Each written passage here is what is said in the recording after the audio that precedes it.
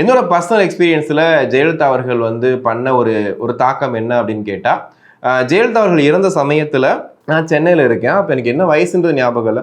அந்த சமயத்தில் வந்துட்டு நம்ம ராஜீவ்காந்தி ஹாலில் தான் வச்சுருக்காங்க அவங்களுடைய அவங்களுடைய பூத உடலை. அந்த சமயத்தில் நாங்கள் போகிறோம். அப்போ சின்ன வயசுல பெருசாக தெரியாது. ஓகே, ஜெயலலிதா அம்மா இறந்துட்டாங்க அப்படின்ற மைண்ட் செட்டில் தான் போகிறோம்.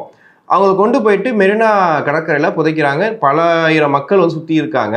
எல்லாரும் வந்து அழுகுறாங்க, கத்திட்டு இருக்காங்க, பேசிட்டு இருக்காங்க, எல்லாம் பண்ணிட்டு இருக்காங்க. அந்த இதில் வந்துட்டு இந்த பள்ளத்தை தோண்டி அந்த புல்டோசர் வந்து அப்படி நின்றுட்டு இருக்கு. அப்போ வந்து அவங்களுடைய அந்த பெட்டி, அந்த இதை வச்சு அந்த சவப்பெட்டியை வந்து உள்ளே இறக்குறாங்க. இறக்கும் போது செல்வி ஜெயலலிதா அப்படின்னு சொல்லி போட்டு ஒரு கோல்டன் லெட்டரில் வந்து காட்டுறாங்க. டக்குன்னு பார்த்தா அந்த எல்இடி ஸ்கிரீன் ஆஃப் ஆயிடுச்சு. எல்லாருக்கும் என்னடா எல்இடி ஸ்கிரீன் ஆஃப் ஆயிடுச்சு கத்திட்டு இருக்க சமயத்தில் அவங்களுடைய வாய்ஸ் ஒன்று ப்ளே பண்ணாங்க. செல்வி ஜெயலலிதா எனும் நான் அப்படின்னு சொல்லிட்டு. அதை கேட்கும்போது தான் வந்துட்டு உண்மையிலே அந்த வாய்ஸு, அந்த கர்ஜனை, அந்த பவர்ஃபுல், அந்த டோன் வந்து இனிமேல் எப்படா கேட்க போகிறோன்ற அந்த ஃபீல் வந்துச்சு. ஏன்னா அவங்க வந்து ஒரு முடிவுரையாக எல்லாருக்கும் நன்றி அப்படின்னு சொல்கிற மாதிரி ஒரு ஒரு இது ப்ளே பண்ணாங்க.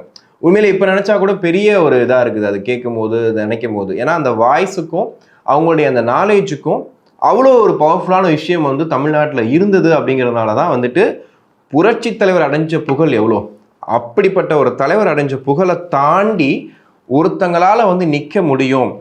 புரட்சி தலைவர் வந்து எனக்கு ஒரு விஷயத்த கொடுத்துருக்காரு, அதை நான் வந்து கடைசி வரைக்கும் நான் வந்து கொண்டு போவேன்னு சொல்லிட்டு ஏடிஎம்கேல அவங்க கொண்டு வந்து நிப்பாட்டி ஒரு 3வது பெரிய கட்சி இந்தியாவிலேயே அப்படின்னு சொல்லி மாற்றி இவ்வளோ சாதனைகளை பண்ணி ஒரு பெண்மணி இருக்க முடியும் அப்படின்னு சொன்னால் அது கண்டிப்பாக வந்து ஜெயலலிதா அவர்களால் மட்டும்தான் முடியும். ஸோ அந்த நாள் வந்து எனக்கு இன்னும் ஞாபகம் இருக்குது. ஸோ மக்களால் நான், மக்களுக்காகவே நான் அப்படின்னு சொல்லிட்டு அவங்க சொல்கிற விஷயம் உண்மையிலேயே மக்களுக்காக இருந்து மக்களுக்காகவே இறந்து போயிட்டாங்க அப்படிங்கிறது தான் வந்துட்டு உண்மை.